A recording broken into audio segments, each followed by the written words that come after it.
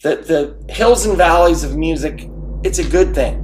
But literally, when grunge hit, rock was dead. I was one day away from they were going to have to take part of my skull off and remove some of my brain. Right. They kept telling my wife he's not going to make it. We're thinking about this song for the first release to MTV. Yep.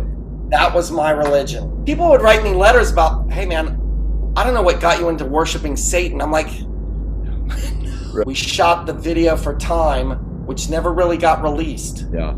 I mean, we kept saying it. It's Tom Worman. What are you going to say? No. As time went by, problems started happening with substance abuse with certain members in the band. I'm pretty sure I told him this, man, I'm never going to stand on a stage with you ever again under any circumstances. We took the attitude, it doesn't matter if there's 300, 3,000, 30,000, yeah. You rock. At the end of the day, it comes down to, we listen to this and we do this because this is what we love. Yep. And if that's the case, it's not work. Every day, every minute is important. Take nothing for granted. I'll tell you, this is why I'm wearing this shirt, because there's a band out there that's looking for a vocalist right now. Anyway. Well, the hair metal guru from Warren to Crew. The hair metal guru. Never forget Charlie too. Okay, I just have to say that I've been waiting to talk to my next guest since I discovered his band McQueen Street in 1992. I've talked about them a ton of times since I started the channel. Their debut album is one of my favorite albums of all time, and their singer was right at the top of my top vocalists of the genre in a video I did a while back, and he is here with me right now. Derek Welsh, welcome to the show. Man, I'm very, very happy to be here. It's an absolute honor to do it, and I'm ready to talk rock and roll, whatever you want to fire at me. Awesome. And I'll just say, like, I started this channel a little bit less than 2 years ago, and I've always told people, like, you know, one of the reasons I started it was that there were some bands that I just felt never got the attention they deserved, and I wanted to talk about them. And at the top of that list is McQueen Street. So I've been waiting forever, and that you're here. So I appreciate you taking the time. Well, many thanks. Many Sure. thanks. Sure. So I want to get it, you know, I want to hear what you're doing now. I want to promote whatever it is you got to promote, but I'd like to, you know, when did you get into music? When did you realize, like, hey, this is my thing? You know, I grew up, my dad was a musician. He was from the kind of the big band era was his big thing. So I was a young kid. I mean, as far back as I can remember, we always had a piano in the house. My dad played trumpet, he played keys, played sax, he was a horn guy. So I was always around it. And I think I saw his band practicing at the house. You know, they were all, you know, thinking back, they were like all phenomenal musicians. Of course, I was, 4 or 5. I didn't know anything. But right. So having it around the house, being around it, always seeing people either listening or they were part of it, an actual player. I was completely engulfed in music very young on. I tinkered around a little bit on the piano, and I think, I probably had some lessons. Was I any good? No. It was, but I found that when I was around 12, I started taking an interest in the guitar. Okay. I started to play and practice, and I think I got really into the whole rock and roll thing. Believe it or not, it was a little later. I was probably maybe a freshman in high school. Sure. And I really started getting into 60s, 70s, more 60s, like Stones, The Who, Yep. Zeppelin, the list goes on. Yeah. And I started playing professionally when I was about second year in college, maybe first year in college, because I'd been playing all those years, and my brother started playing. Yep. And I was going to college and he was drumming in his own band back home. It's a long story, but Sure. that's kind of how I got into it. Where did you go to college? I went to Auburn. And what were you taking up, or what were you thinking? Well, back then, I'm not sure I was thinking too well. So I was an athlete. I was a scholarship athlete at Auburn Montgomery campus. I was since a young kid, a tennis player. Sure. And so, Sure. rock and roll and tennis. I don't know that there's it's not exactly cohesive, Right. but it kept me, on the straight and narrow to some degree. Sure. But, sure. I got into playing in college and doing first some college shows, and then we got a booking agent and we started touring all around the Southeast doing cover music. And that went on for, quite a few years, like constant touring. Sure. And then, then it got to the point where we're like, we really need to do our own thing. And that's kind of when the concept of McQueen Street came up and around. And you're in Alabama, or wait, were you in Florida or were you in Alabama? Because I think the at least from what I know, the band started in Alabama. Like, can you clarify that? Yes. So nobody in the band was actually from Alabama. Okay. Okay. Except the bass player. He was born in England and then moved to Alabama. He sounded like he was from Alabama. Sure. Guitar player Mike was from, give me a second here. Oh Lord, why am I drawing a blank here? He lived way up north. Good grief. Started with an M. It's not Michigan. Way up. Maryland? I forget the state. Maryland? Up in way over on the coast. Maine? Maine. Maine. He was from Bangor, Maine. Okay. Yes. Sorry. Okay. No, that's So all right. obviously me and my brother were from Florida. Yep. The band got started in Alabama. Okay. We went from the cover band thing, and back then I was the lead guitarist and lead singer. But Okay. as you know, that era was like guitar gods. Yeah. I had no business being a lead guitar player. Okay. I'm just being honest. I could play and I could write, and I was a good rhythm guitar player. Right. But we knew we needed somebody that could really smoke. I mean, and Mike, we knew from another band, and my brother ran into him in the middle of the night in the grocery store. Hey man, what are you up to? Yeah. I just quit my band. What are you up to? Well, we're looking for a guitar player. Yeah. That's literally how we got in the band. Okay. And then we started rehearsing. We had already been writing some, and then the band went on for, I don't know, a year and a half, 2 years. What year was this? And Or if you remember when you guys got started, when you guys got everybody together? it would have been around 86, maybe. Sure. 85, 86. Okay. Because we got signed in 89, late 88, 89, somewhere in Sure. there. The record came out, I think, in 90, 91. 91. So, yeah. Okay, there you go. So I have to consult you for the news Yeah. of my band. But so it was a long haul. Yeah. We played about 5 nights a week. Everybody that was in a band back then, there were that many club gigs, Yeah. so on. So you remember, live music was everywhere. Yeah. It wasn't like now. Yeah. And we knew that, okay, we had written these songs, put them together, and we had kind of a live demo. I sent it to my buddy who was an engineer in New York, who I went to school with. I've known since 2nd grade. Yep. I was like, hey, Scott, man, would you have an interest in this? And he said, send me the stuff. I'll let you know what I think. Yeah. I get the call back, and I'm like, oh, God. He was like, dude, I love it. Yeah. Let me record it. You come up here. I'll get a studio for however long it was, a week, 2 weeks. And we did it. And then it kind of took a long time to get that interest. But once we did, things kind of like, it was like the snowball going down the hill. Things were moving along quickly. When did you notice like you're out playing all these shows? When did you kind of feel like, hey, like something's starting to happen? Like When did that come?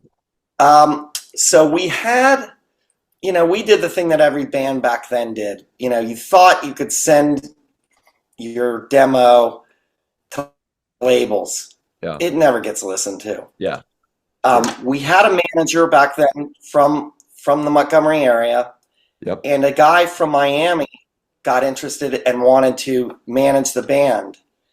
And he worked with Julio Iglesias and, this guy Ray. And Ray got a copy of the demo, and he got it to his attorney friend in New York. And that guy, for whatever reason, was in the A&R office of SBK. Yep. Handed it to Nancy Brennan. Next thing we know, we get a call. Hey, Nancy Brennan from SBK, can we come see the band? We were in somewhere in Michigan, like a smaller city. Sure. Literally, next door was the bowling alley. It was, yeah. It was not a great gig. Right. But we flew in, and we probably had, it was probably like a Tuesday, Wednesday night. Probably had 30 people in the club. Right. But we took the attitude, it doesn't matter if there's 300, 3,000, 30,000. Yeah. You rock. Yeah. And so we did. Then things started to pick up. We had they wanted us to do not a comp deal. Like a developmental. Not where you're at. Yes, thank you. Development deal. Yeah. And we talked about it. And, our attitude behind the scenes was, F that, man. No way. So our manager just said, he just said, we've got so much interest. We can't do that. We had no interest. Right.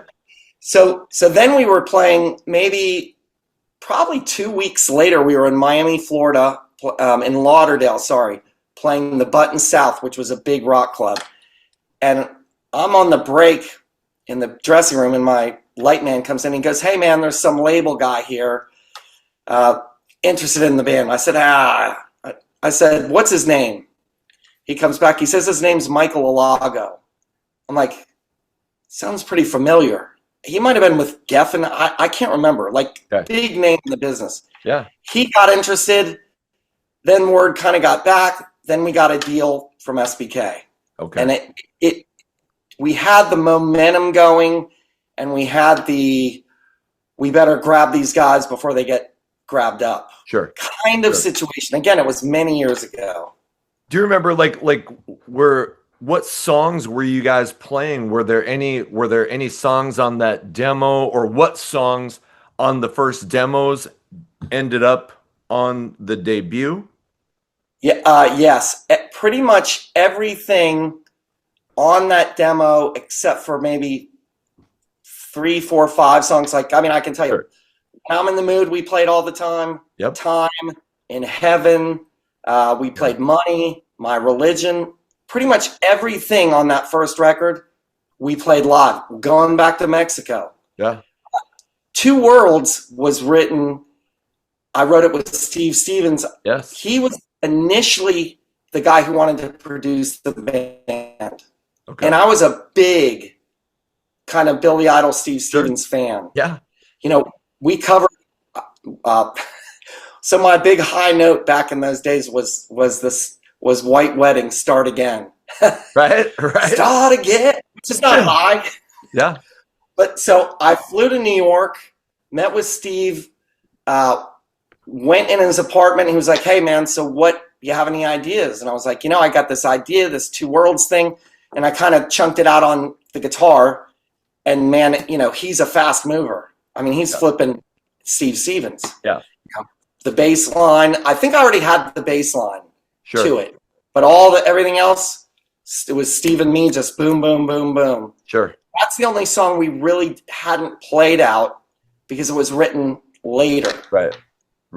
And this might be backtracking a little bit, but were you the main writer? Were you collaborating? How did the songwriting work in the band?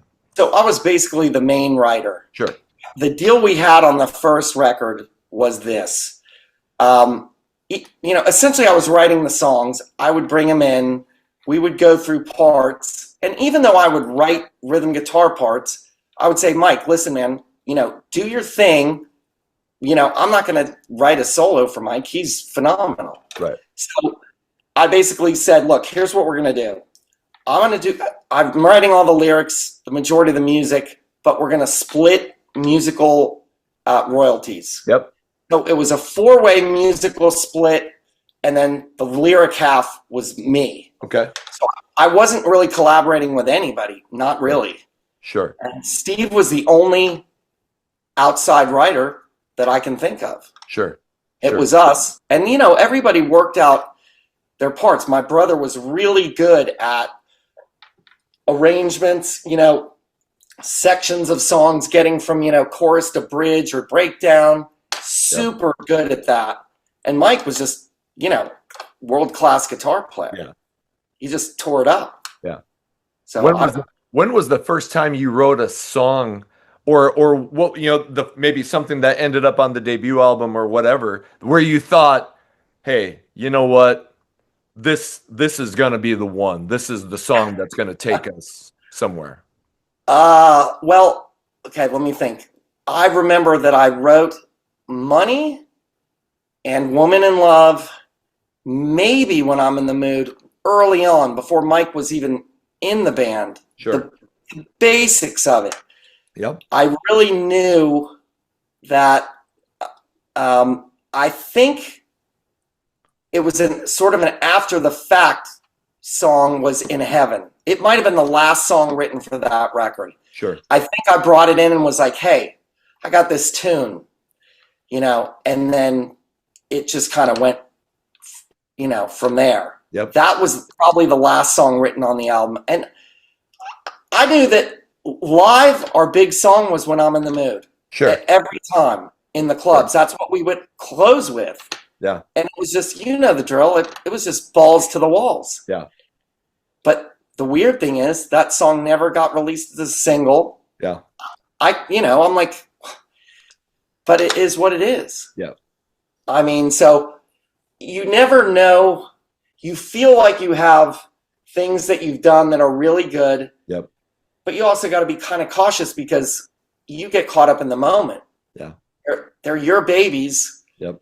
And what I might think is just the it thing, people would come up and go, man, this song changed my life. And I'm like, I wrote that in like 30 minutes. I don't tell them that. Sure. That's just how it goes. Sure. Sure. And most songwriters will tell you that. You probably get so close to it because you're with it all the time. You play it all the time. You're too close to the project. Right. That and it goes like that for, not to skip ahead, but nope. When you're recording, you can spend way too much time on the effect of something. I'd spend 25 hours and no one would ever say, hey, that part. So I was like, no, I'm just going to write the song and sing it. And that's that, Right. Keep it simple. Right. So do you remember when it was that you got signed? Like, was it in 88 or 89 or and if you don't, it's okay. I'm going to say it was either late 88 or very early 89. Okay. Right in there.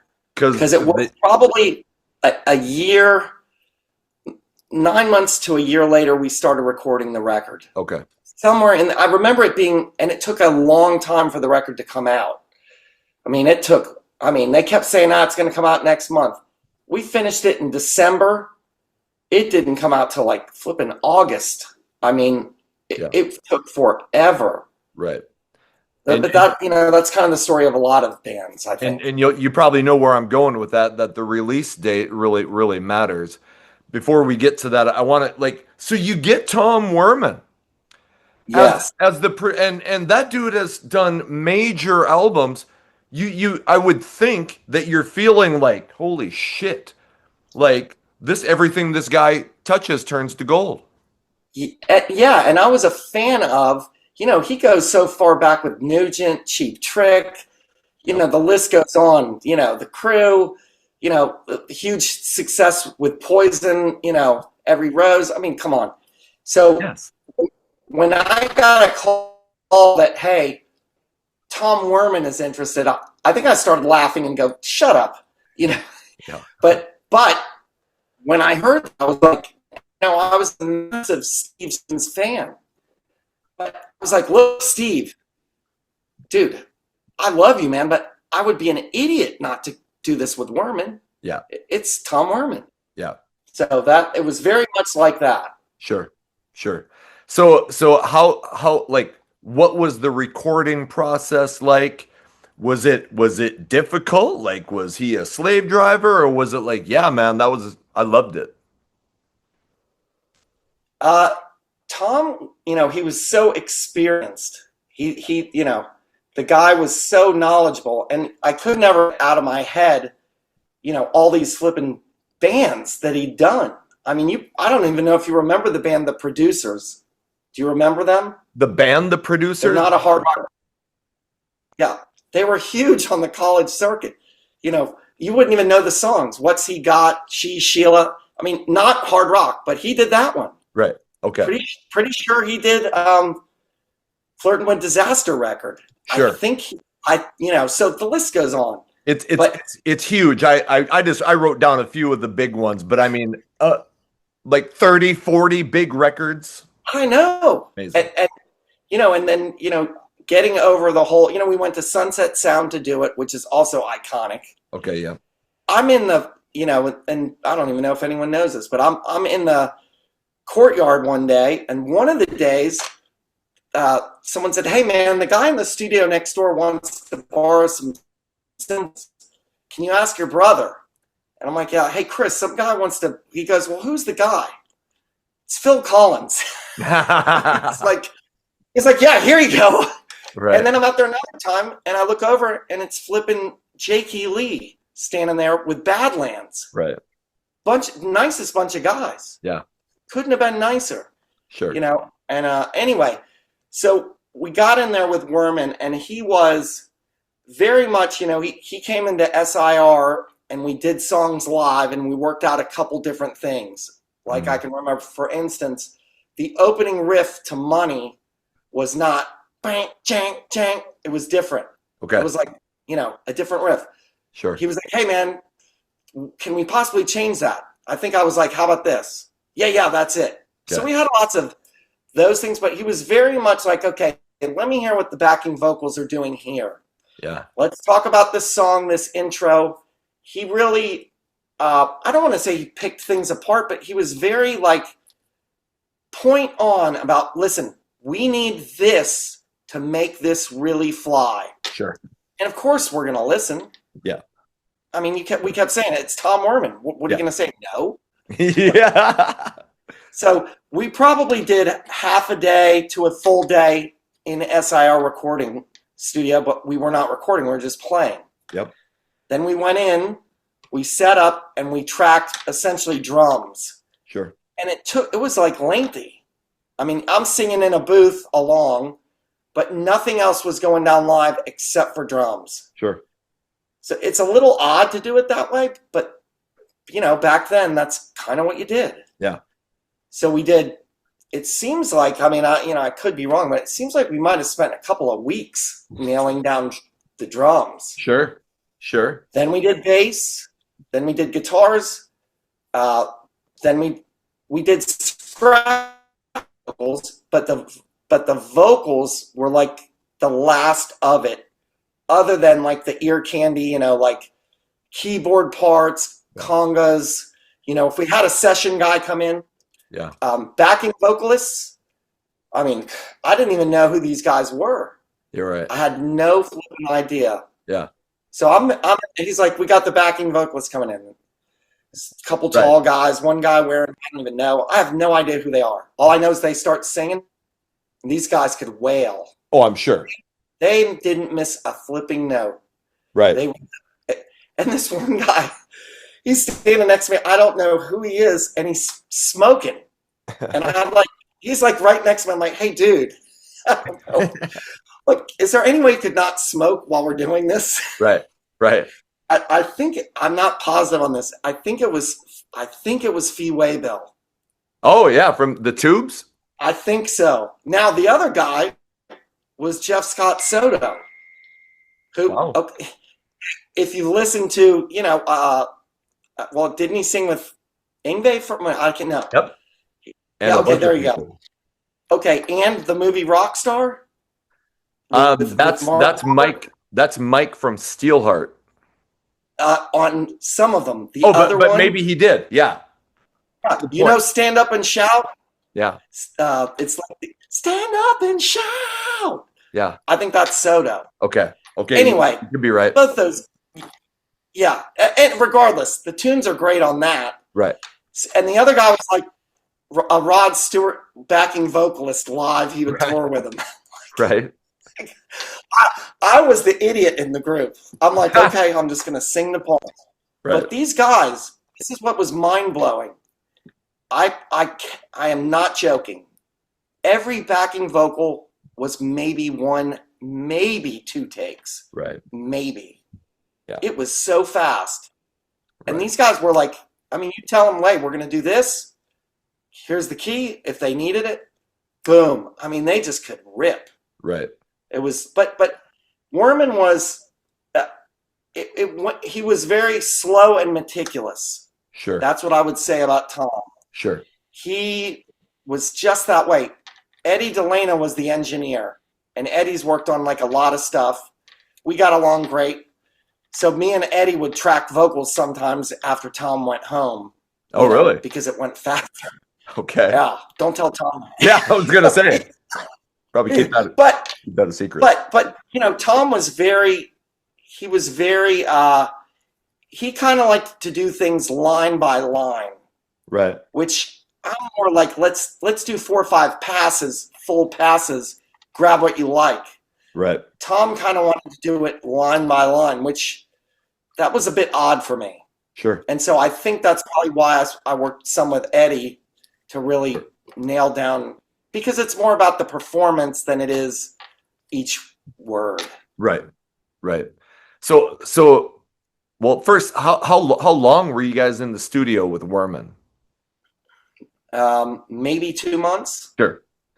At least 6 weeks. Sure. For sure. Sure. Maybe 2 months. Probably more accurate. So when you hear the finished product, was it, because when it goes into mixing and mastering, all this, crazy shit will happen.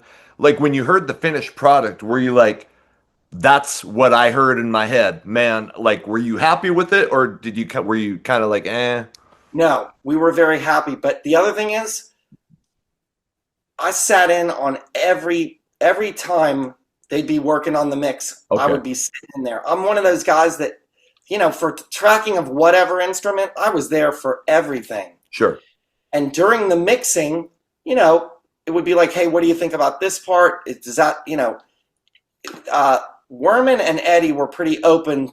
Like if I was like, hey, that second guitar there, can we bring that up a little? Or, maybe this could bring down this vocal part, little things here and there, little nuances, things like that. But I knew that it was sounding good from the get-go. Yeah. It was one of those things. Granted, mastering, compression, all that stuff helps improve it. But at the core, it was going down like I was hoping it would, and then some. Sure. It was monstrous, and it was a great studio. Yeah. I mean, you gotta, if you get Worman, you get the studio. You gotta feel like the record company they're all in, like they're ready to push this thing. So when it gets done, what is the plan? I'm assuming you meet with the record company or maybe your A&R rep, and you kind of go, okay, hey, we're gonna do this for video, we're gonna do this for tour. Like, what was the plan after it was done? Again, it's been so many years. Yep, I get it. I think the first thing that came up was after the record was done, they said, hey, we want to fly, Derek, we want to fly you and your manager out. We're going to send a limo for you. They flew us in first class. I didn't really know what it was going to be. Yeah. So we get in this big conference room, and it's everybody. Like everybody. Sure. There's this thing that's covered in the middle of the room, and I don't know what it is. and we're there talking, and they're like, yeah, we're really like fans of it, blah, blah, blah. And then they say, okay, let's go ahead and unveil it. I'm like, I don't know what it's going to be. They pull off the whatever it was, the cover on this thing, and it's the cover of the record, big. And they go, what do you think? And I think I didn't say anything for a full minute. Like, I think I looked at our manager, and it wasn't at all what I would have wanted or expected. Right. Like, I had no clue. Sure. You know, here's this girl in the truck, and I'm like, I said, you know, I don't know what to think. I mean, that wasn't exactly what I was picturing. Right. But again, small potatoes. Yeah. I mean, yes, you're the artist, but it's their call. Yeah.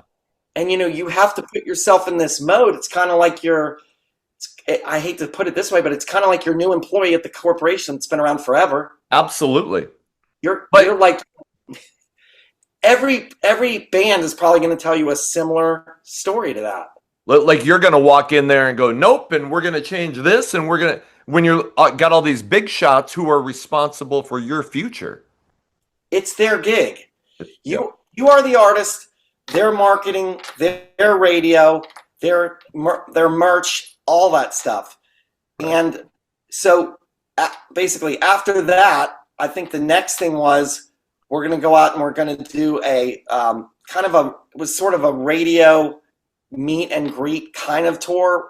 Okay. A lot of it was me and Mike, and we'd go play, and we'd do like 2 or 3 songs acoustically. Sure. We always would do, of course, In Heaven, Time, and usually when we could, we do Only the Wind, because they're acoustic songs. Yeah. Yep. We can't go in the radio with an acoustic guitar and do When I'm in the Mood or My Religion. Yeah. We might get pummeled by flying objects when we're done. Right. So we did that, and then I think it was we're thinking about this song for the first release to MTV. Yep. That was My Religion. Yep. And, you know, I think I was good with that. Yeah. You know, we have that long intro, and, you know, all that. Here's what's funny. All that backwards vocals that sounds like Lucifer. Yeah. It's Tom Worman. Oh, is it?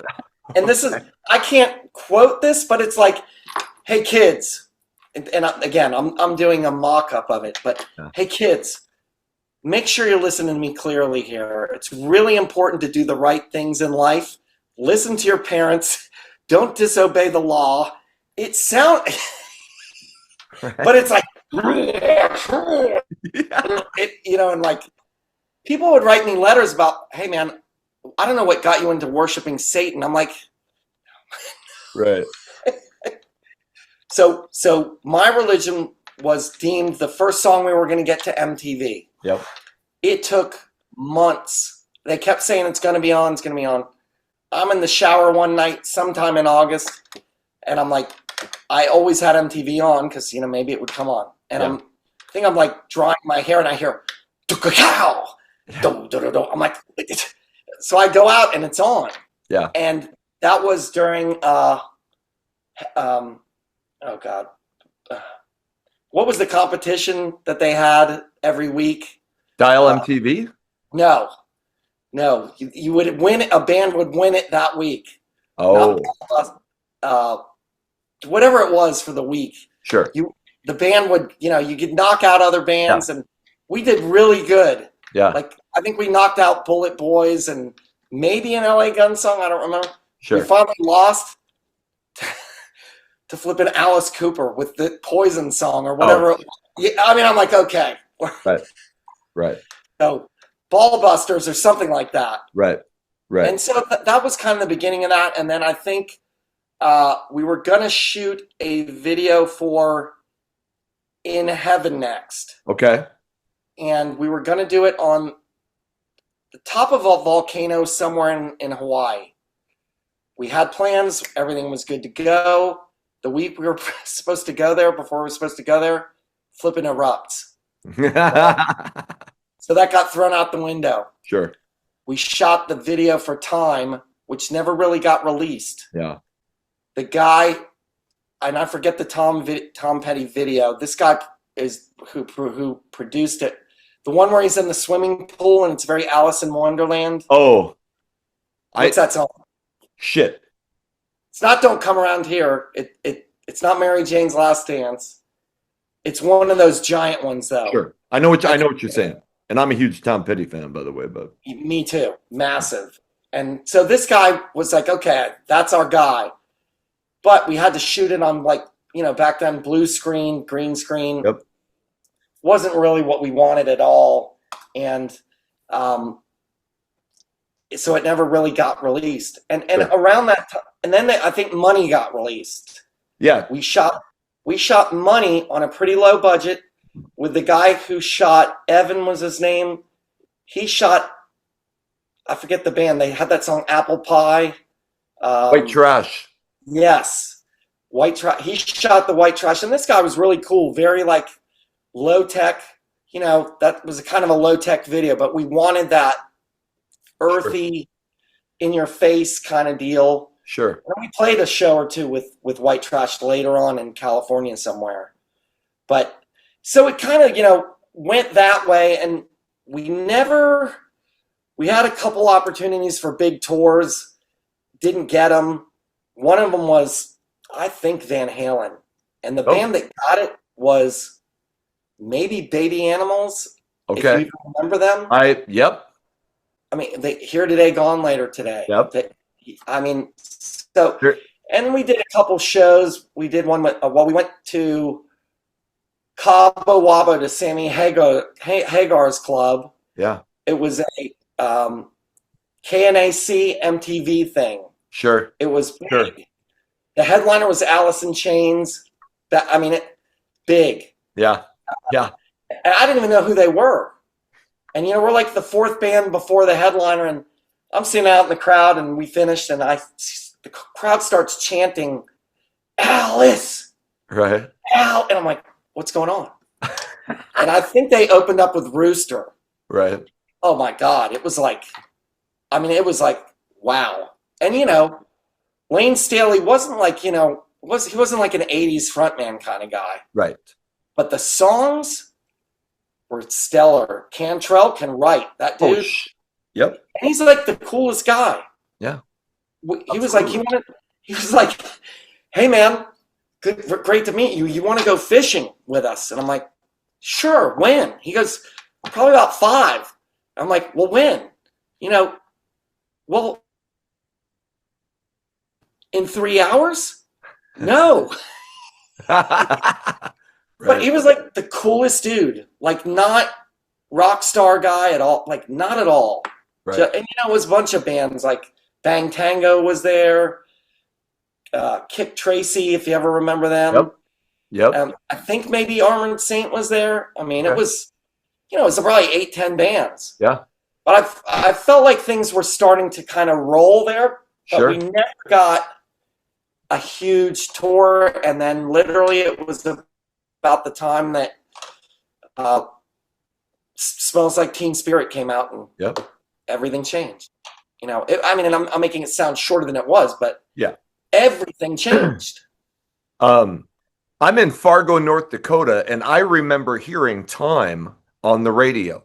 And the first listen, I was like, what the shit is this?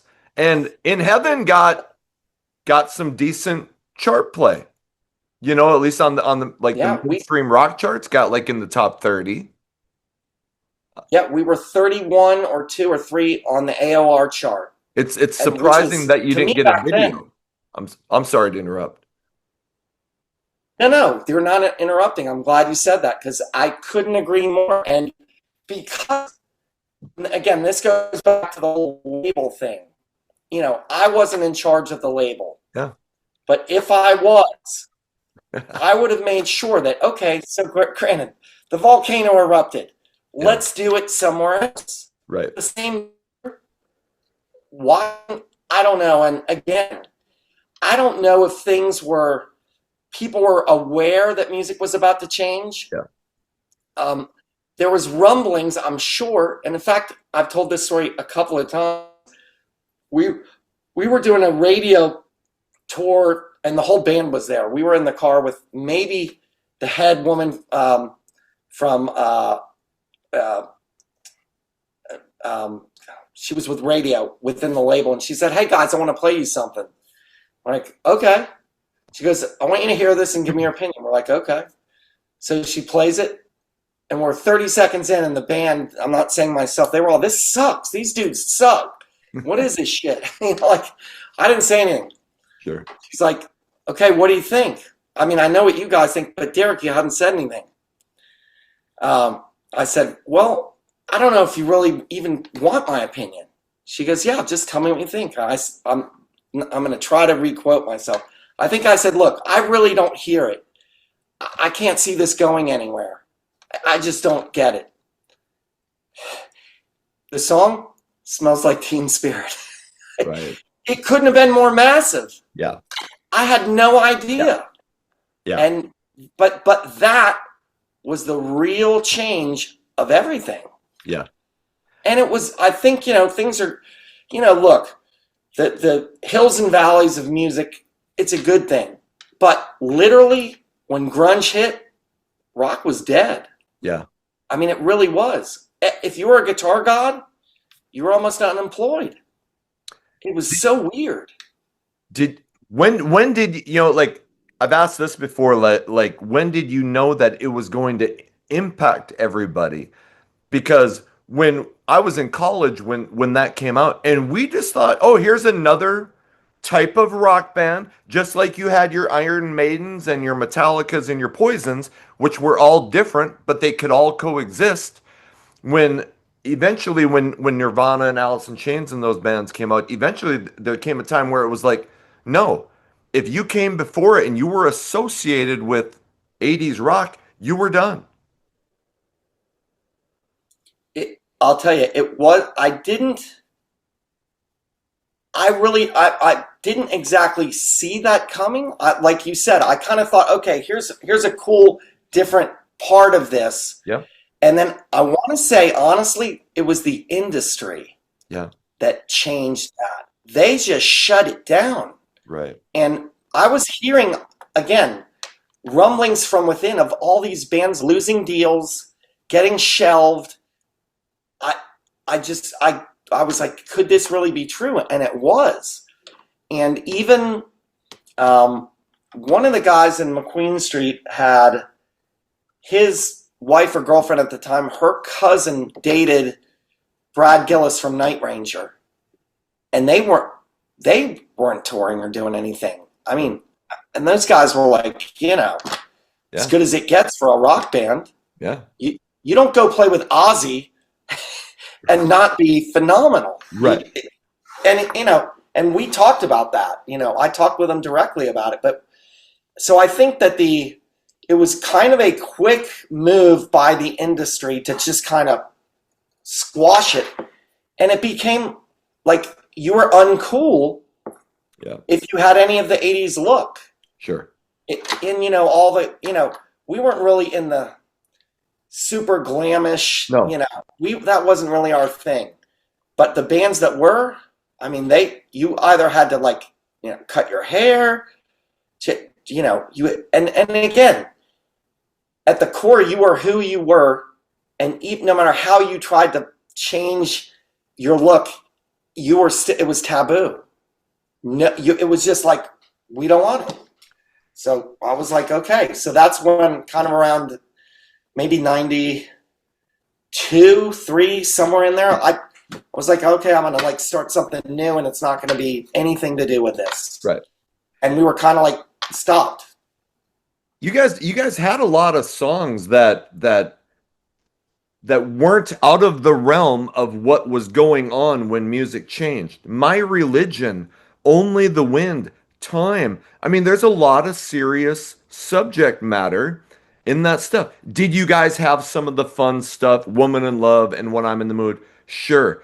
But I think for some of us, it didn't seem impossible that McQueen Street could fit in with what was going on.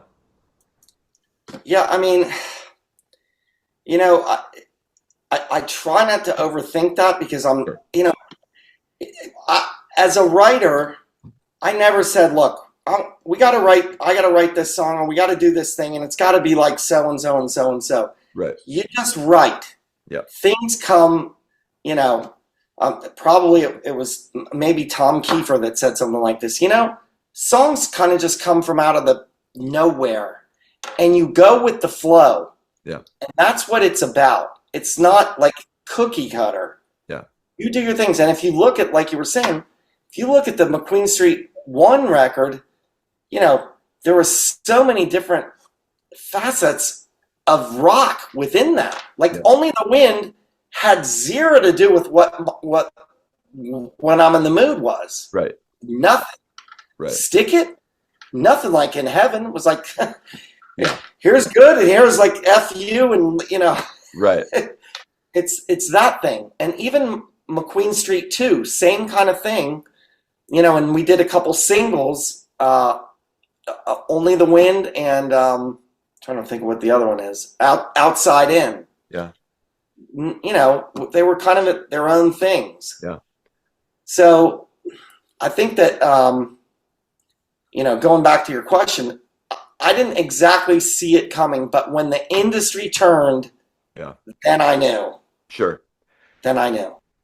When you get done with the cycle of the first album, you know, whatever shows you're going to do, all the promotion. I mean, it's not like there was some radio success. When you get back together to go, okay, what's the plan after the first album to get ready for the second album? What did you feel like, hey, all right, let's get in there and do album 2? Or was there kind of, guys, like, hey, I don't know if this is going to work out anymore? I don't think it was that, but I can tell you that as the band, as time went by, problems started happening with substance abuse with certain members in the band. Maybe some of us weren't getting along that well. You know, I'm not going to name any names, but I had some problems with somebody in the band that, you know.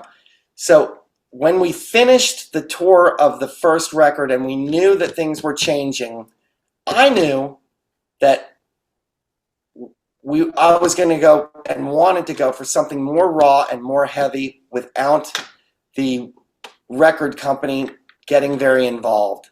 Sure.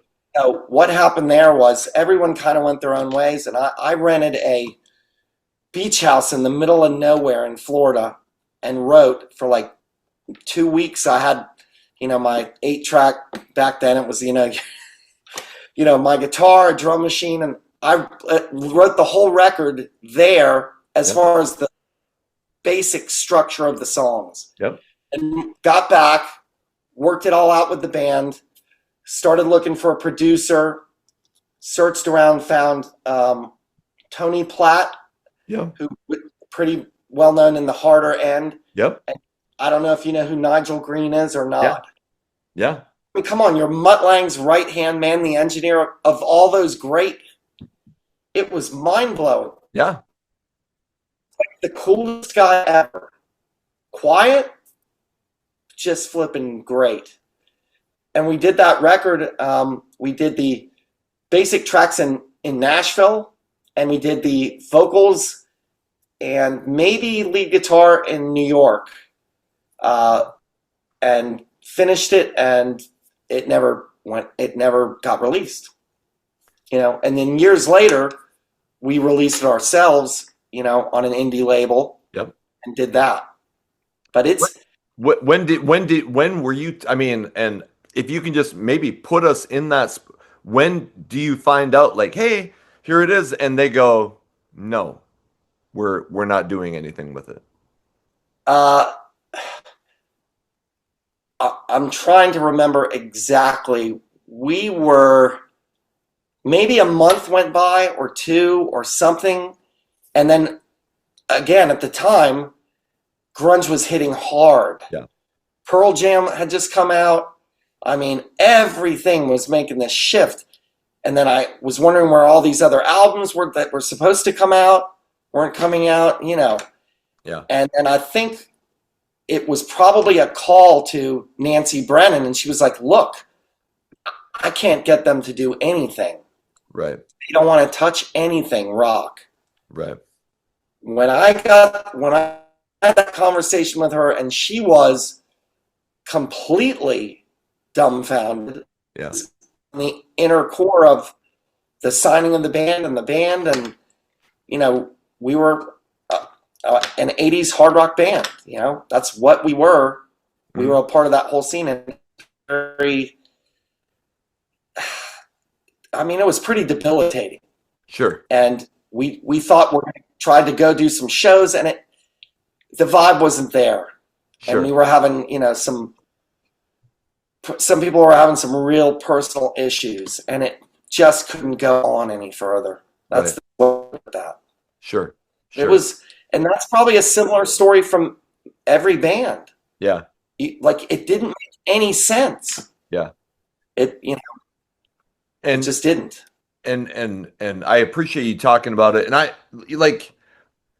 try to look at it like I'm sure it's got to be devastating. This is your dream, and to have it, through no real fault of your own, just timing. So I probably some of this stuff is kind of hard to talk about, but I appreciate you going into it. So. Well, thanks, but I'm way past it being difficult. I can talk so openly. Yeah. Here's the thing. I'll be honest. I was never a Nirvana fan. I just never was. Yeah. But Dave Grohl is the man. Yeah. Foo Fighters, that's just, that's great stuff, but that's a rock band. Yeah. And so I think you just have to kind of, look, hey, this is what's happened. This is where it's went. But here's the thing. Rock is not dead. There is an audience out there for it, and things have, everything is kind of cyclical in some ways. Yeah. But the bands that have stuck around and are still putting out stuff, and now with streaming and all that, yeah. Who needs a record deal? Right. What is a record deal? Right. Who's the deal for? The label? Or that was the least money I ever made, ever. Right. A cover band, I was making bank. Yeah. I'm signed, and I'm like, how am I going to pay for food? That's a little bit of an exaggeration, but sure. People have no real knowledge of what the actual other side of the picture is. It's not what you think it is. Right. That people would say, man, it must be awesome, your lifestyle. And I'm like, okay, well, why? Because all you do is party and pick up chicks. I'm like, and I'm happily married with kids. What do you mean? But it's important to realize that things change, and you got to do your best to find your way through, over, around, whatever, and keep forging ahead with what you do. Right. In 1994, your brother Chris passed away, and I don't know if you can get into that, but I can. People are wondering, and what happened there? I can still remember the night I was living in Montgomery, Alabama. I was in my house, and I want to say it was middle of the night, 5 o'clock in the morning, somewhere like that. My mom called me, and in hysterics about what had happened. It's a bit of a fog. I literally grabbed all my stuff, got in my car, and drove straight from there. It was probably a 14-hour drive, maybe. Right. I never stopped. Yeah. Drove the whole way. It was unexpected. He was ill. He had some kind of serious stomach flu. And basically died in his sleep. Asphyxiated in his sleep is what happened. And it was absolutely beyond horrific. Even to this day, I was so used to turning around, and that was the heart and soul, the beat, we played together for so long. Yeah.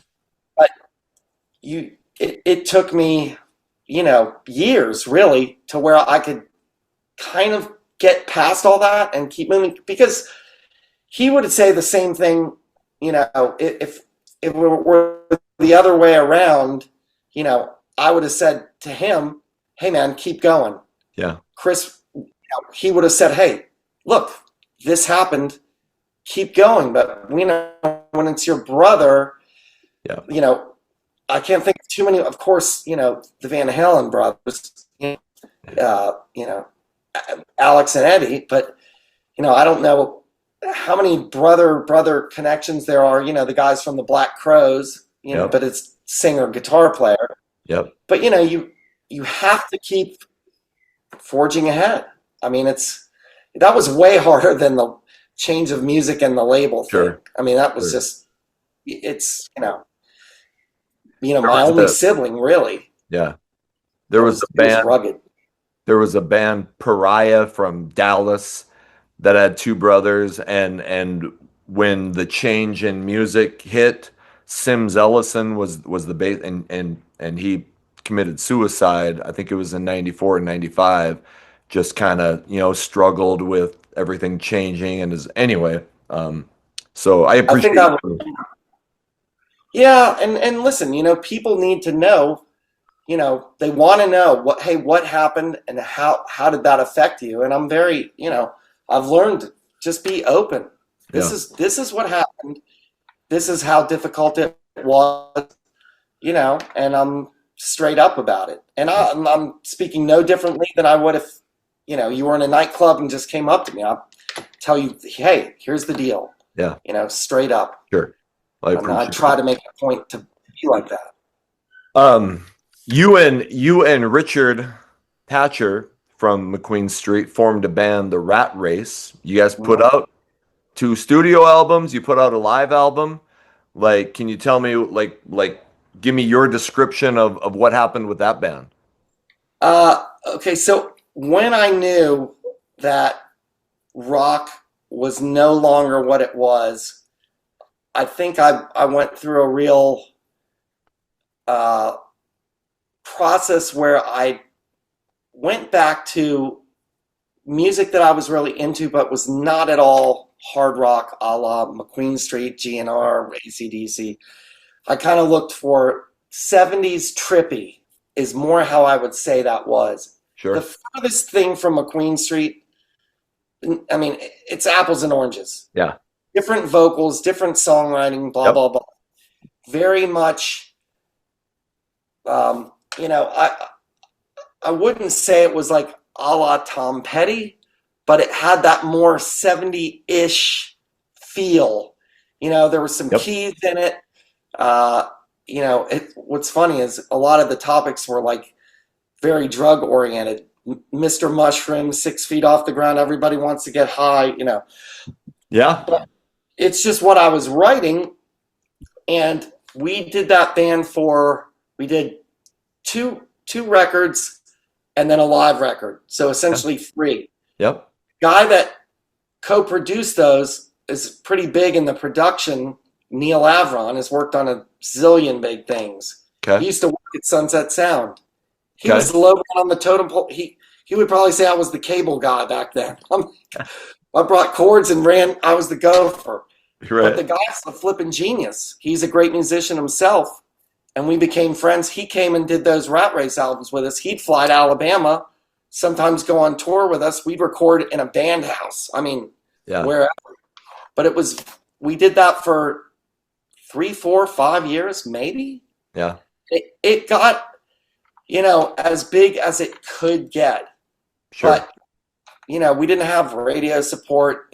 There weren't videos really anymore. MTV wasn't even, I don't remember if they were still doing videos back in mid-90s or not, which is the era of the Rat Race. Right. So things changed, but it was a complete departure. But I mean, I loved doing it. Yeah.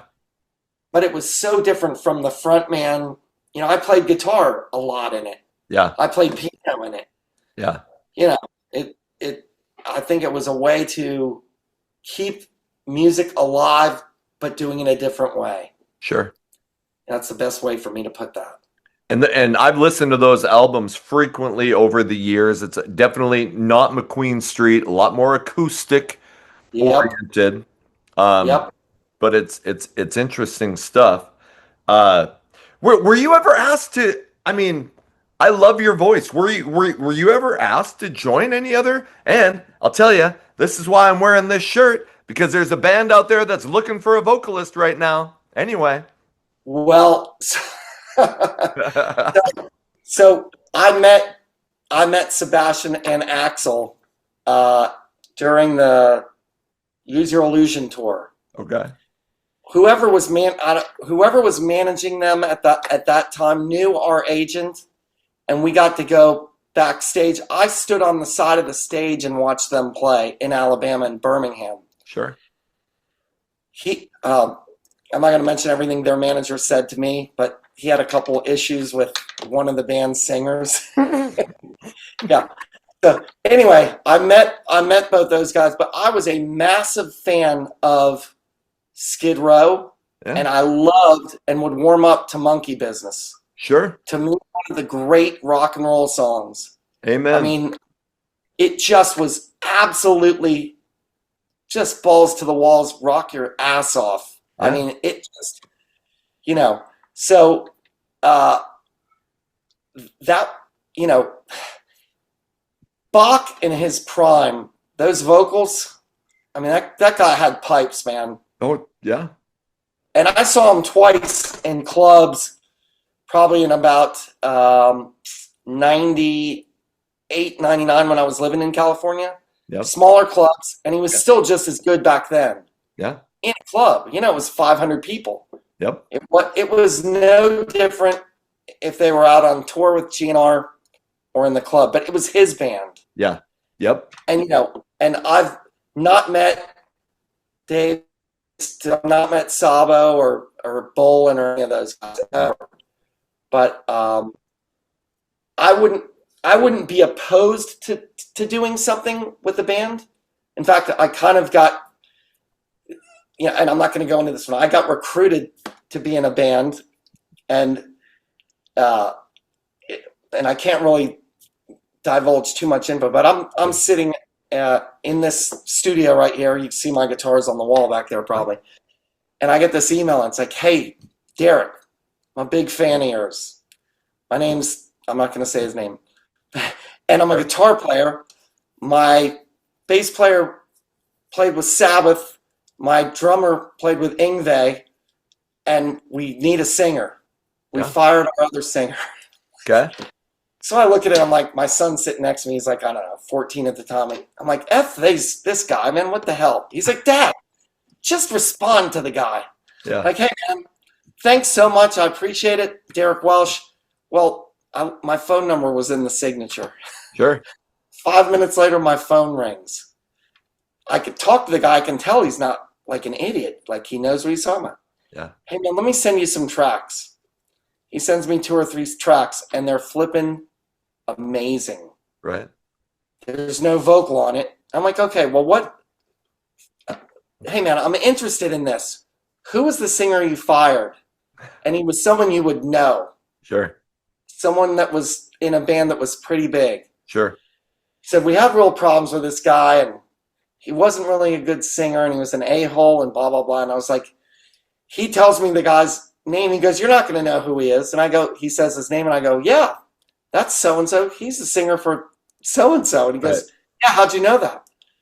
Anyway, so I go and I record with these guys, and the guitar player is a player. Like, I will not touch a guitar with that guy. He's that good.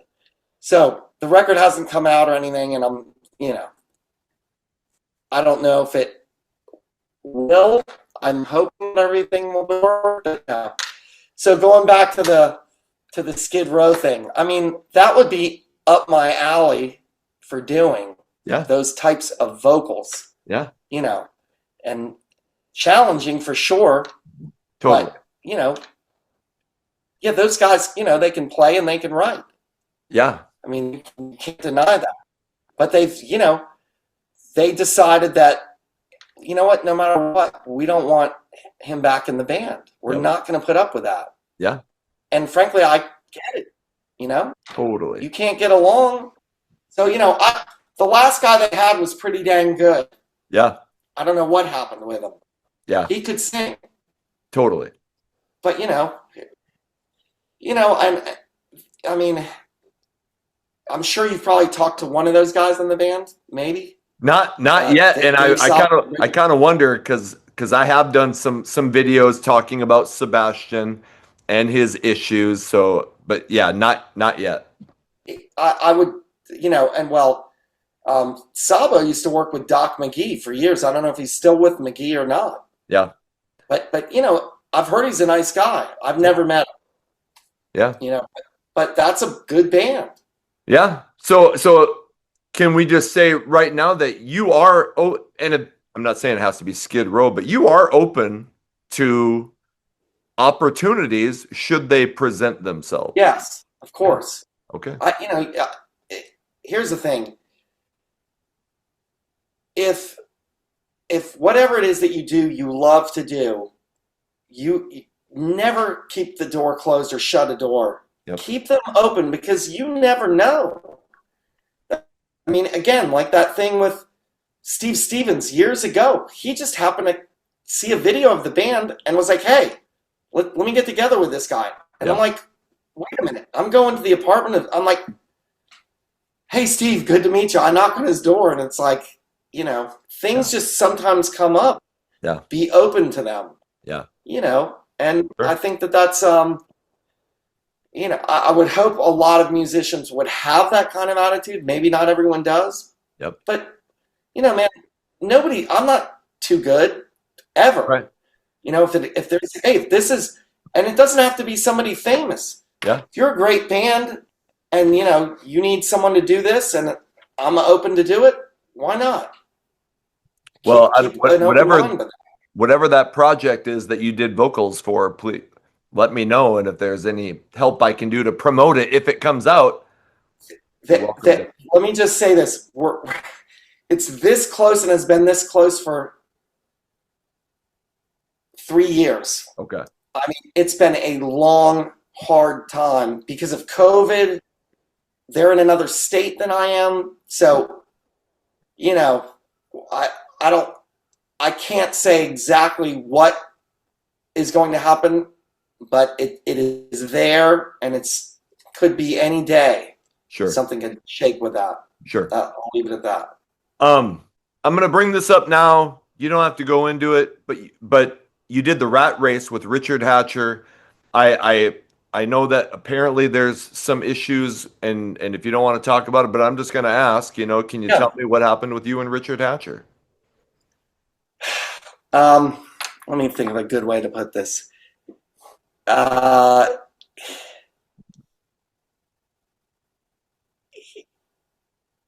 He's not the most straight up guy. Okay. We were friends, of course, being in a band for years together. I think that musically we're on a different level, things happened and things that he did that were not done in good faith. Some real bad decisions made. And I just said, you know what? I'm not doing this anymore. And now granted, there was like no fist fight or any of that kind of stuff, but it was just one of those things. Sure. Where I said, I'm pretty sure I told him this, man, I'm never going to stand on a stage with you ever again under any circumstances. We're just, I think I closed the door on that friendship. And then I think he, rambled on and on and on and still probably rambles on. I really don't, why spend time bitching and moaning, Sure. So that I'm still on good terms with Mike. We're still friendly. He's doing his own thing. He runs a studio in Atlanta. He's always been a great guy, great guitar player. No problems with him at all. But with Richard, it's just, cut and dry. Did it have anything to do with McQueen Street, or was it outside of McQueen Street? Well, a little bit from things that happened within McQueen Street, and then I think rolled into the years of the Rat Race. Yep. To it was also not so much things that like, could have been money things, doing things, taking things maybe you shouldn't have. Sure. You know, things maybe you should do when you're married and not do when you're married. Those kinds of things. Just things that I just wasn't good with, man. I'm like, I cannot just push that away and act like it's not happening. Sure. And it wasn't like one particular thing, a multitude of things. And we did a kind of a little reunion thing. It was supposed to be I was going to come and sing a couple tunes with his band, a country band. And that turned into, I get a call from the radio station, hey, heard you're having a big McQueen Street reunion. I'm like, no. And so like I went and his band, I said, look, I'm going to have to come down and see how your band's covering these songs. So I'll rehearse with you. Yep. And I came down to wherever they were in Alabama, and it was not good. And I was like, dude, I thought you taught them the song. Yeah. Well, I did. I'm like, that's like not even in the right key. So I called Mike. Like, I had to call another drummer to come and sit in, and Rich played bass. We did the show, and it was a charity thing, and some things went wrong there. Sure. Money that should have gone somewhere that didn't go there. And I think that was maybe one of the final straws. Sure. And he was I did a cover thing for a while, and he rehearsed for that, and we did one show with him, and that was the last show. I was like, this cannot work. Okay. I got you. In 2003, you did put out the McQueen Street 2 album. Yes. And it's a really fucking good record, pardon my language. Like how did that come about probably 10 years after you recorded it?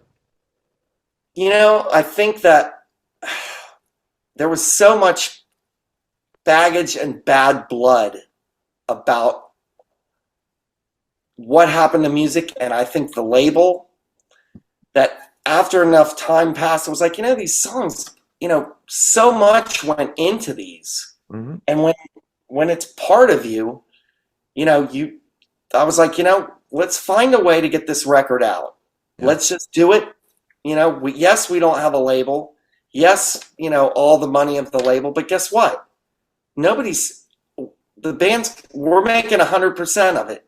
We're not getting $1 on the $10 like the label deal. Right. Or less. And we're not going to owe anybody money. We've got this. Let's put it out. Let's get it out there. And I think it was really why, after writing those songs and putting heart and soul into it, not put it out there. Yep. And if people are fans, they want to, hey, when are you guys going to have something new? Of course. So it was really about the continuation and letting that part of the artistic venture see its light, see the light of day, rather than just buried and it never came out. Amen. That's just bands have stories like that we did this thing and it never came out. Right. I just didn't want to be, I don't want to be 40 years later and regretting that something, when you can do it. Yeah. It's like you with your show. You do it because you love it. Yeah. You're not doing the show to be a millionaire. That's not what it's about. And I'm not doing it for all the chicks that I get either, because that ain't happening anyway. We joke about that, but it really, at the end of the day, it comes down to, we listen to this and we do this because this is what we love. Yep. And if that's the case, it's not work. Yeah. And you're doing, this is your calling. Yeah. And granted, I mean, and again, I can listen to 70s folk. I can listen to, Metallica. I can listen to Soundgarden. It doesn't matter. If it's good, it's good. Yeah. And if it moves you, that's what it's all about. What were you doing anything musically, or maybe cover bands, or like in the 2000s, like after the release of the McQueen Street 2 album comes out in 2003, were you doing anything musically after those years? Yes, I did I'm gotta think about these years here.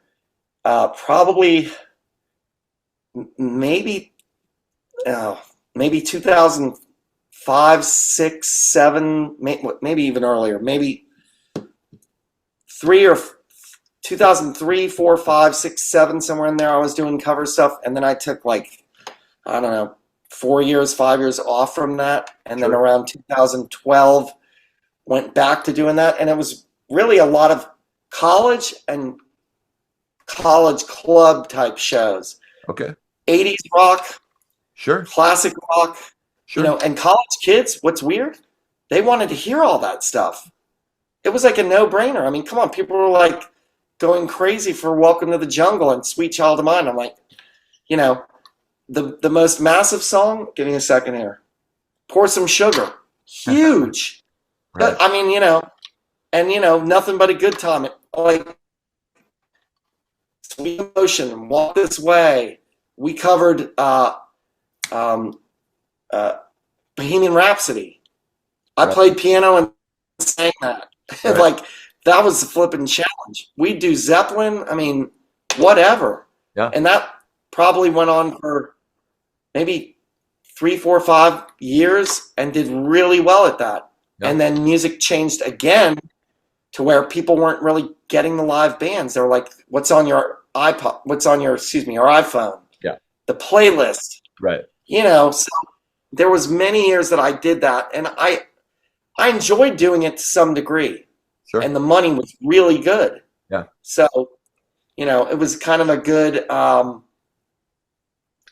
way to keep my hand in music and actually still make money. And what's funny is people always thought, man, you got that record deal, you were loaded. Yeah. I was making 5 times the money doing a cover band. Yeah. Like, how is that possible? Yeah. It makes 0 sense. No. Yeah. And so, again, find a way to keep doing what you do, but sometimes you got to do it a different way. Sure. And we all need to make a living. Like, everybody's got bills to pay. So There's many a song in that. yeah, right. Yeah. I mean, but again, if you can find a way in what you love to do it and bring in income from it, that's like the perfect marriage. But music has had massive change. Technology has caused a lot of it, but in some ways it's allowed bands, I mean, pretty much anybody can put out something these days. Yeah. Now, is it going to be great? Not necessarily.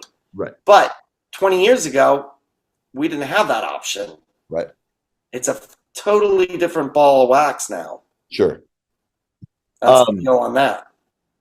In 2014, you were apparently playing tennis and got hurt, and apparently it was pretty bad. Can you go into a little bit about that? Yes. And so here, nobody really knew the deal on this. Not really. Yeah. Maybe a few close friends. So I've been playing competitive since I was 12. Sure. I've been coaching also on and off since I was 16 years old. But I was coaching heavily around. Did you say that was 14? Yep. Okay. I probably started coaching heavily around 2011, 12 or 13. Sure. I was with a student, and one of the things that he was one of the better players at a high school team, and I was sprinting backwards while he was sprinting forwards, which was kind of a normal workout, backpedaling full speed. He was sprinting. We're out on a hard court, which is flipping asphalt. It's like a road. Yeah. And I don't remember the details, but what I think happened was I think he was running forward and turned, clipped my foot. Feet went over my head. My head was probably, the ground's down here, but my head was probably here and my feet way above. I came down, and again, this is what I heard from the hospital and medical stuff. I slammed left on my skull, right on my skull, and the worst of all was I slammed back, full blast. So in short, triple traumatic brain injury. The kid I was teaching, Daniel, said, Coach, you kept getting up and trying to talk, and you were breathing out of your nose, your ears, and your mouth, and none of it made sense. I don't remember any of it. Sure. They ambulanced me into the hospital, which was, I don't know, 10 miles away. They said, there's no way we can take him. It's too serious. So they life flighted me on one of those helicopters to the neurocritical unit. My wife, she wasn't my wife at the time, got a text. Derek's been in a serious accident. I twisted his ankle. They flew me to neurocritical. I was in a coma for 27 or 8 days. I was 1 day away from they were going to have to take part of my skull off and remove some of my brain. Right. They kept telling my wife he's not going to make it. I finally came out of the coma, couldn't talk, couldn't do anything. They said he's never going to speak, never going to be able to do music, never going to be able to do sports. Zip. That's it. It lives. My wife was like, you don't know my husband. She was like adamant. Yeah. But she slept in that flipping hospital the whole time when I was there. Right. Bad hospital food. Bad hospital coffee. Like, I might have been in a coma, but you were worse off than me. So, then I had to go from there. Finally, when I was sort of getting around, they said I would never speak. She was giving me flashcards and finally got me to say some words. So they didn't believe it. They said she was crazy and, man, you're just hoping for something. So finally she recorded it. She calls one of the doctors over and they go, no, there's no way. He goes, okay. She goes, you mind explaining this? And the guy's like, oh my God. She said that the guy came in with all the other doctors and she tried to get me to say something and I wouldn't. Right. She said it was because you hated those effers for what they were saying. I don't remember. Right. But so it took me another maybe 2 more months. I had to be in rehab. They took my license away. I had the handicap sticker on, the whole shebang. Yeah. I started getting back to things. She would sit me in front of a piano in the hospital and I could play, but I couldn't play. Yeah. She said I would just kind of, Yeah. And then I think maybe 2 months after that, I had like a big show. It was a cover show. Wow. Some of the staff showed up. They couldn't believe that I could do it. Right. But, I play guitar, sing, play piano, Yeah. Sing rock. I mean, wasn't the like love ballads, Right. It was like, that whole trip. Right. But it was, I went in for my final CAT scan to speak to the head surgeon. They have to have one last look at you. And they do it, and I come back in, and me and my wife are in the waiting room, and the head guy walks in, the head surgeon, he goes, Mr. Welsh, how you been? I said, pretty good. Thanks for asking. Miss Welsh, how's he been? Surprisingly good, doc. And he walks up, he comes from across the room, and he walks right up to about where you are and to me, and he goes, Welsh, you're some kind of miracle.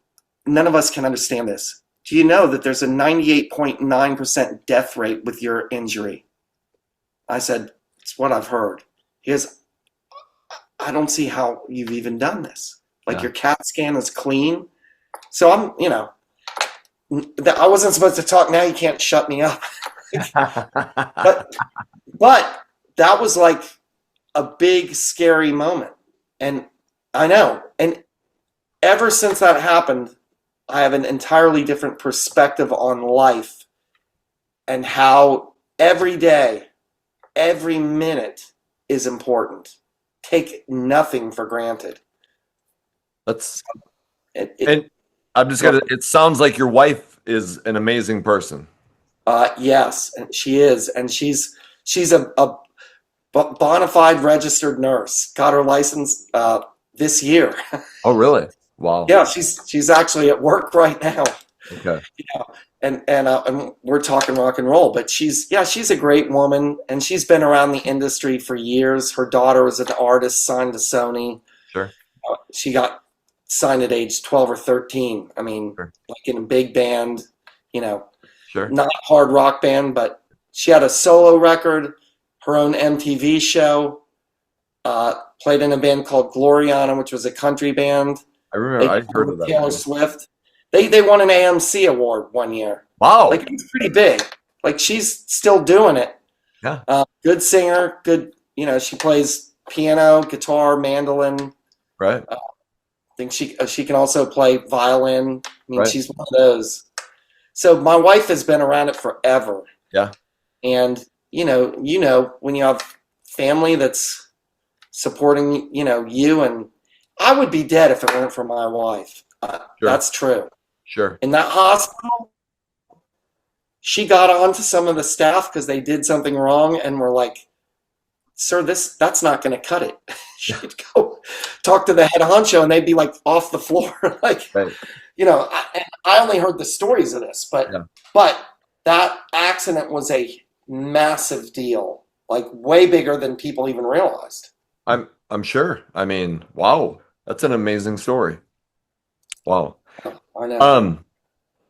In 2020, you guys McQueen Street released 2 new songs, Outside In and One Way Ticket. Yes. And I'm just gonna, Outside In is great. I thought One Way Ticket was one of the best songs I'd heard in the last 15, 20 years. I was telling everybody, you have to listen to this song. Like, this should be on radio. It should be everywhere. How did that come up? Or there's old songs that just came out recently, or what? Because it's amazing. Okay, so, okay, we'll do Outside In first. Sure.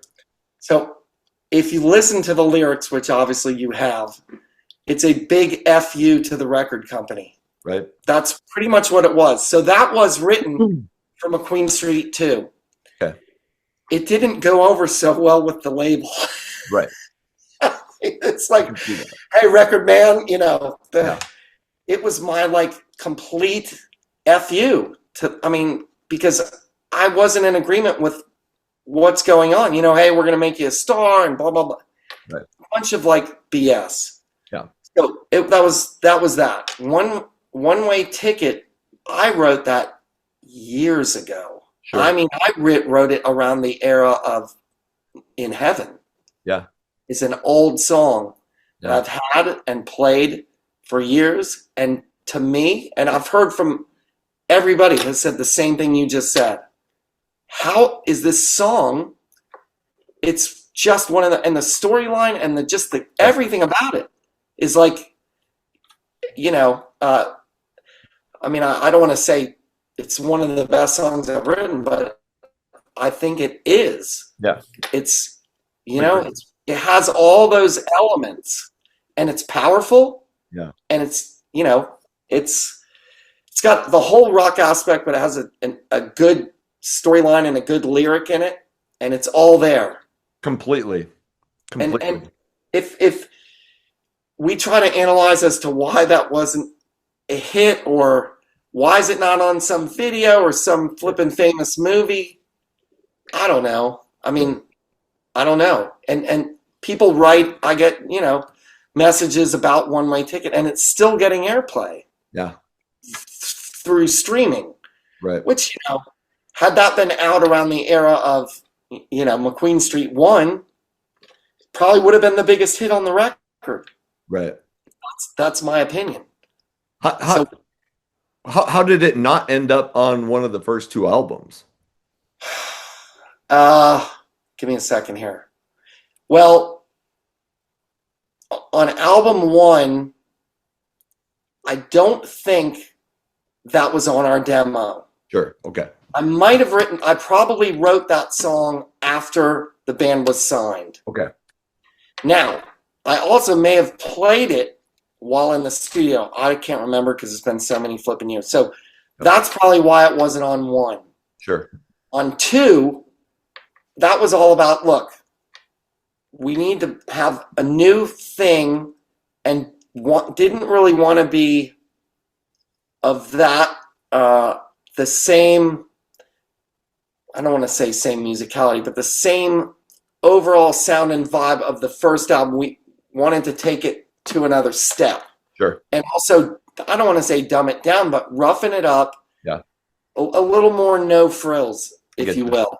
Yep. And One Way Ticket was maybe too commercial for McQueen Street too. You know, it's one of those songs that, you know, and again, if I think about it too long or try to analyze it, I have no real answer. Yeah. It's so it was better to release it as a single and get it out there. Sure. And there are other songs that may see the light of day that have been recorded or will get recorded, you know, and I keep getting asked, hey man, why don't you do a flipping McQueen Street 3? Well, so there's another album out that is only, it's out of stock now. It's called Unreleased. One Way Tickets on that album. Wait. Okay. Where is that? Or when did that come out? 2 years ago, maybe? What? Yes, I know. How would I not? And I should know everything about. Okay. Now I'm kind of pissed. So if you can get online right now, go to McQueenStreet.com and go under shop and you'll see Unreleased. Okay. And it's got songs on there. Some version, it has the original Money song with the original riff as it was written. There's other stuff, and I do anticipate doing something else recording-wise with McQueen Street. So there is new stuff. And okay, so update me about the current happenings and what might be going on. So I've never put McQueen Street to bed like this is it, and I've had so many people ask me about it, and since, you know, I'm the main songwriter, it makes sense to continue forward and get some things out that were written that never were bona fide full recorded versions, get them completed and get them out there. Yep. Meaning, could there be more singles? Yes. Could there be another full album? Yes. When exactly, that I couldn't say, but it's never going to be, there's nothing else ever going to happen. Okay. And that goes into the, you know, don't shut a door, because, you know, if it's in your blood, find a way to keep doing it. And granted, it's been a lot of years in between things, but if you can find a way to keep the dream alive and continue writing and putting stuff out, then it never goes away. No. You know, and so I'm not going to put that to rest entirely ever, I don't think. Sure. Is there any like what about re-releasing the first one? I mean, is there a point, because it's been 25 years, I think it seems like the rights revert back to you. I'm no expert on that, but any talk about doing anything with the first album? Yeah, and I think that I would like to do vinyl with the records, because I'm a big vinyl fan. Yeah. And to me, vinyl sounds better than digital. That's my own opinion. Yeah. It's, you know, I mean, our record collection is a bunch of older records and some current, but vinyl has that warmth and that analog thing that, you know, so that's a possibility. You know, getting more copies of Unreleased out so people could hear these versions, because literally it was like, I don't know, maybe we did 1,000 copies, like not a lot. So is that Unreleased, and and that has different versions and some unreleased songs? So did you say that is sold out? Or yes, it is sold out. It is. You can't get it. So unless you steal this open one that I have from me, you can't get it. And I have a ton of like out of stock requests for people wanting it. Sure. You know, it's just time and money to get it out. Sure. You know how it is, man. Life is busy. Right. And you know, you're constantly trying to do one thing or another, but you know, it's that passion for writing songs and getting songs out there. Yep. You know, I'm never gonna say that's it. Yeah. With this, it's still there. There And are you, some. you know, on the. Go What? ahead. Oh, I was just gonna. There are some labels. Real Gone Music is one. Some other labels that kind of do a lot of that releasing. You know, if you Wild Sides Under the Influence, it's got re-released on vinyl recently. So there are some labels, and I've done some stuff for Real Gone. Like they've had me review some of their albums. So Right. anyway, there are some labels that do that kind of thing. That Yeah, and here's the thing: it's not that costly to put out, you know, 1,000 vinyl records, which would sell out, you know, and that would easily pay for it and then some. Yeah. But I think I think we got so, you know, the economy for the previous 4 years, COVID, you know, it's been a whirlwind of, how can I put this, bad happenings. yeah. It's the nicest way I can put that. But you know the deal there. So that's kind of put a little, that slowed the wheel from turning. Right. Right. That's it. But you know, to answer your question, you know, I could definitely foresee things happening in the future. Sure. And you said like you're still writing, you still like are creating? Yep. Okay. Absolutely. Yeah. I mean, you know, and I told you that and you'll know more with this other project, but it's, you know, it's nothing like McQueen Street. Sure. I mean, it's heavy as a ton of lead, Okay. but it's not, you know, it's not McQueen Street, Yeah. but it's great for what it is. Sure. But it's not even in the same, like, you know, there's nothing similar about it except it's hard and it's rock. Sure. So that, you know, that is that. I'm excited to see what you do. You're always welcome on the channel to promote any new things that you are doing. And hey, Skid Row, I got your singer over here. Wherever I'm pointing, shit, I never know. You'll have to tell Dave and Rachel that you know this guy, and he's a little crazy, but he might be decent. Occasionally he'll sing in key. Right. So I know you have McQueenStreet.com. I know there's a Facebook page. Is there any other like places where I can send people if they want to follow you or check you out? Yeah, I think I sent you a link to maybe Instagram. Yep. And maybe Bandcamp? Yes. Okay. Bandcamp. And but the official McQueen Street is the link that I sent you. Yep. They can go there. Definitely McQueenStreet.com, which tomorrow I'll handle whatever it is that's causing that. Sure. And then, you know, just really just sending a message, it's that easy. You know, we try to answer emails, messages, whatever it might be. Yep. You know, to kind of keep the rock and roll thing alive with what we do. Sure. And your email is on McQueenStreet.com. I will put all the links in the description. Yep. So check out all those things and keep up with what Derek is doing. Man, I just hopefully it comes across. I'm such a fan. I'm so rooting for you to keep doing new stuff, and you've had such an overwhelmingly crazy life, and I'm just glad you're still around and still up for doing music, man. Well, again, I could not thank you more for saying that and for having me on. And, you know, I think that what you're doing is keeping the music alive, and it's a absolutely imperative that people like you are doing what you do to keep this thing moving forward. I mean, it's essential. Man, I really appreciate that, and yeah, and that's what we're trying to do is get a focus on these bands. I don't want bands like yours to be forgotten. So anyway, you're always invited back on if you ever have anything you want to promote, and stay in touch, and I'll let you know when this comes out. But I'm rooting for you, man, and thank you so much. Hey, you're welcome. Much appreciated. All right, take care.